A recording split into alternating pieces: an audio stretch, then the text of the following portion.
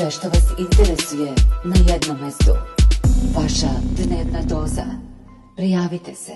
U južnom delu Kosovske Mitrovice, odmah posle glavnog mosta koji razdvaja severnu i južnu Kosovsku Mitrovicu, nalazi se oko 200 okupljenih Albanaca. Sirene za opasnost su se oglasile i u Zubinom Potoku.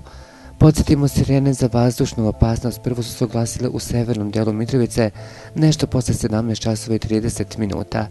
Građani su počeli da se okupljaju u centru Severne Mitrovice, a prema nezvaničnim informacijama narod će krenuti ka mestu Rudar kod Zvečana, gdje će postaviti barikade.